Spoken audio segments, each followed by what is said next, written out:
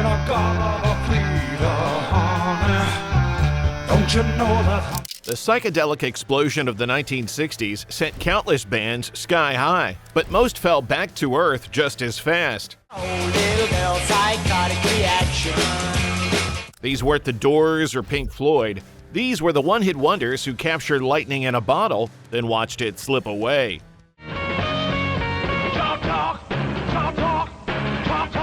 Today, we're counting down 10 psychedelic bands that dominated the airwaves with a single song.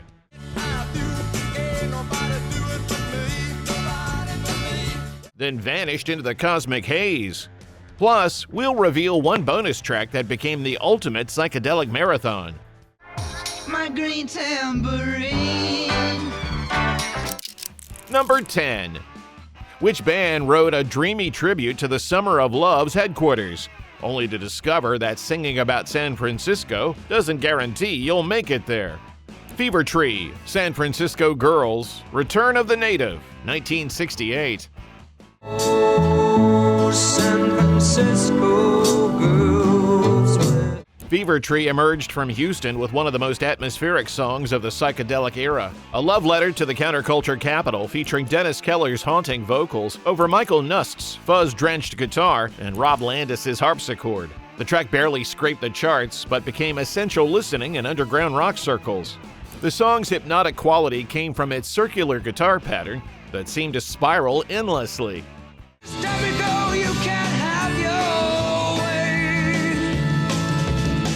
Keller's vocals delivered cryptic lyrics about mystical women and spiritual awakening, while the rhythm section created a foundation that was both solid and ethereal. Despite the song's cult status, Fever Tree couldn't replicate its magic. Their subsequent releases lacked the mysterious quality that made San Francisco Girls special, and by 1970, they had dissolved. Milk and honey day. Number 9. What happens when a Jersey band decides to soundtrack urban paranoia with buzzing guitars and unsettling lyrics? The Balloon Farm, A Question of Temperature, 1967.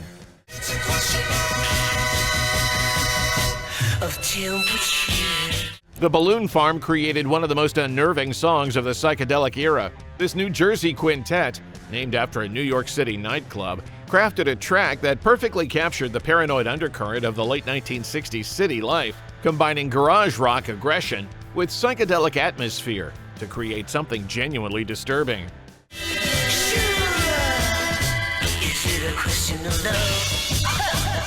The song's power came from its relentless tension. Peter Schikarik's production created a claustrophobic sound that matched the lyrics' themes of psychological pressure and social breakdown.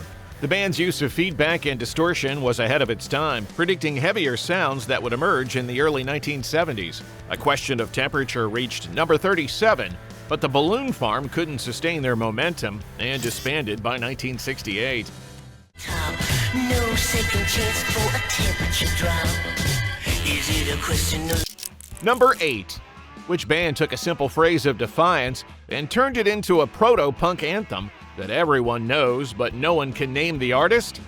The Human Beings, Nobody But Me, 1968.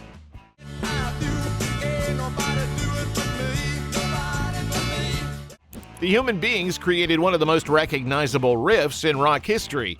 This Ohio quartet took the Isley Brothers' original song and transformed it into a frenzied declaration of independence that reached number 8 on the Billboard Hot 100.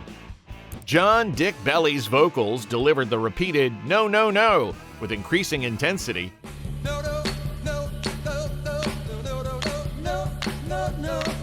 While the band's rhythm section created a driving beat that was impossible to ignore. The guitar work was raw and aggressive, predicting the stripped-down approach that would define punk rock. Despite their hit success, the Human Beings couldn't escape the one-hit wonder trap and disbanded by 1969.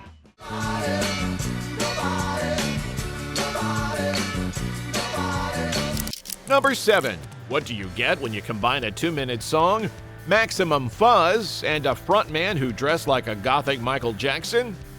The Music Machine, Talk Talk, 1966.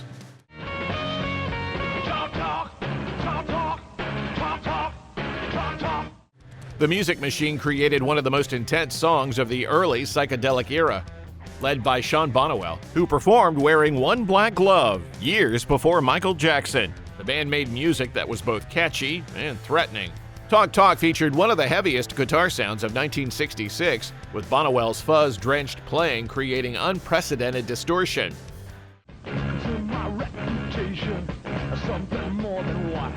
The song's lyrics dealt with communication breakdown and social alienation, themes that would become central to punk rock. The single reached number 15, but record company pressure to soften their sound led to creative conflicts, and the original lineup dissolved by 1967.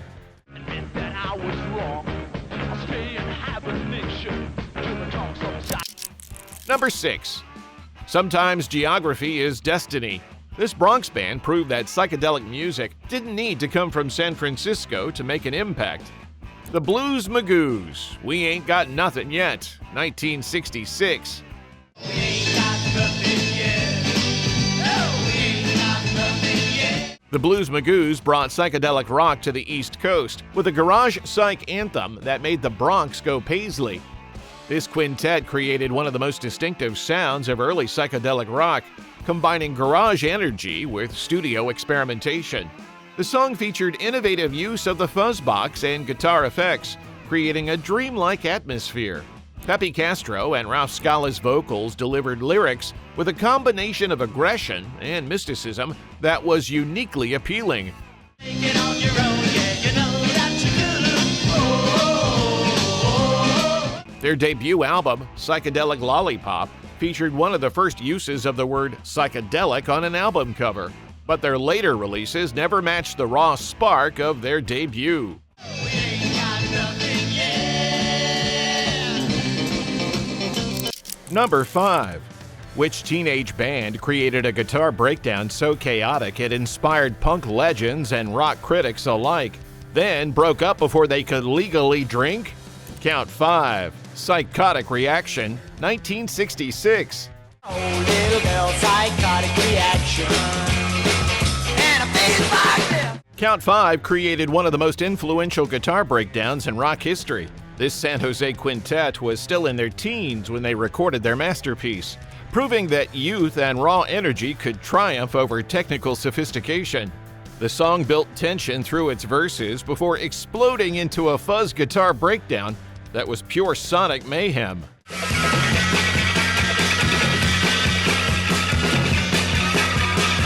John Mouse Mikowski's guitar work was primitive but effective, creating sounds that were musical and a little insane. Psychotic Reaction reached number 5 and influenced everyone from the Cramps to Lester Bangs. But the teenage band members couldn't handle sudden success and disbanded in 1969. I feel so lonely night and day. Number 4. Which Midwestern band turned Mind Expansion into a hit single, led by a guitarist who'd later trade psychedelia for hard rock and controversy? The Amboy Dukes, Journey to the Center of the Mind, 1968. Would take the time to journey to the center of the mind. Formed in Chicago and soon based in Detroit, the Amboy Dukes fused garage rock energy with acid-tinged ambition. Their 1968 single, Journey to the Center of the Mind, climbed to number 16 on the Billboard Hot 100, pairing a young Ted Nugent's searing lead guitar with Steve Farmer's lyrics about exploring the mind's inner spaces. Come with us and find the pleasures of the journey. A theme that perfectly reflected the late 60s fascination with consciousness and psychedelia. The song became a staple of underground FM radio and one of the defining tracks of Midwest psychedelia. But success was short-lived. Creative tensions and diverging musical goals fractured the lineup, and by 1970, the original group had splintered. Nugent soon embraced a heavier blues-based sound, leaving Journey to the Center of the Mind as a vivid snapshot of his brief but brilliant trip through the psychedelic era. Beyond the seas of thought, beyond the realm of want. Number 3. What happens when a record label tries to manufacture the perfect psychedelic bubblegum hit? The Lemon Pipers, Green Tambourine, 1967. My green tambourine. The Lemon Pipers pulled off the impossible. They created a psychedelic bubblegum song that went all the way to #1 on the Billboard Hot 100 in early 1968. Written and produced by Paul Lika and Shelley Pins, the track blended pop sweetness with electric sitar, shimmering tambourine, and reverb-drenched strings to create something catchy and surreal. My green tambourine. Ivan Brown's airy vocal and the song's carnival-like arrangement gave it a hypnotic, dreamlike pull that perfectly captured late 60s pop experimentation. But success came with a price. Buddha Records pushed the band toward lighter material, stifling their heavier roots. Frustrated and boxed in by the genre they helped invent, the Lemon Pipers split by 1969, leaving Green Tambourine as their defining and only major hit. Drop a dime before I walk away. And it's on you. Number 2. Which theatrical performer turned himself into a human torch and created one of the most memorable stage acts of the psychedelic era? The Crazy World of Arthur Brown. Fire, 1968. I am the god of hellfire, and I bring you fire. Arthur Brown was psychedelic rock's most theatrical performer. His hit Fire topped UK charts and burned across America, featuring operatic vocals, heavy organ-driven music, and spectacular flaming helmet performances that influenced Alice Cooper and Kiss.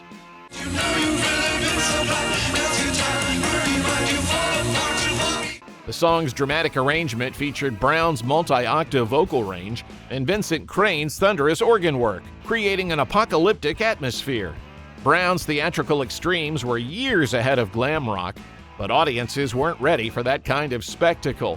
Creative differences led to key members leaving, and Brown's subsequent releases failed to match Fire's impact.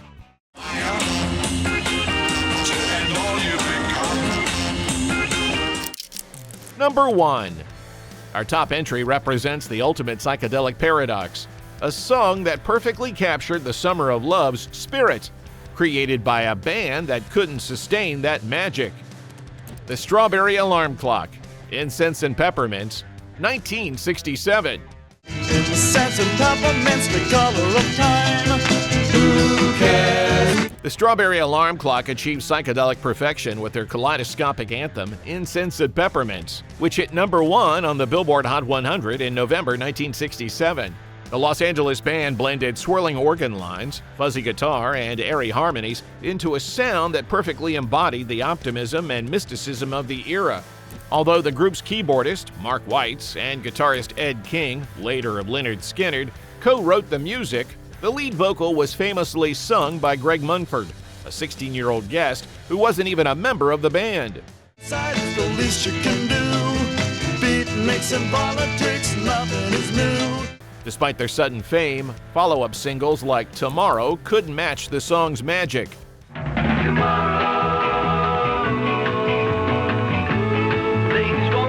By 1971, lineup changes and fading interest brought the original group to an end.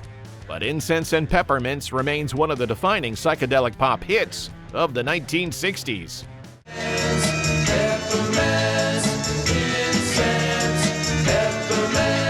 Bonus: Iron Butterfly, In-A-Gadda-Da-Vida, 1968.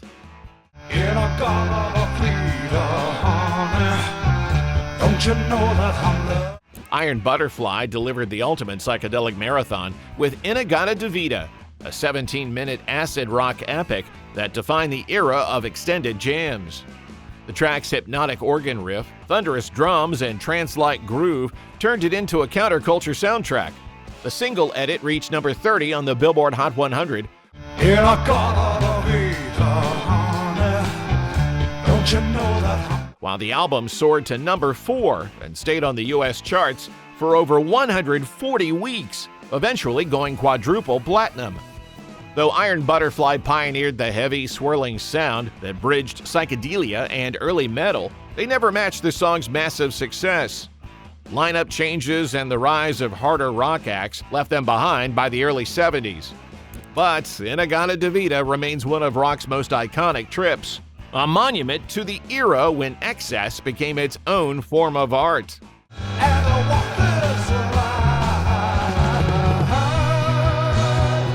The psychedelic era was full of short trips and long memories. Which of these forgotten one-hit wonders still blows your mind today?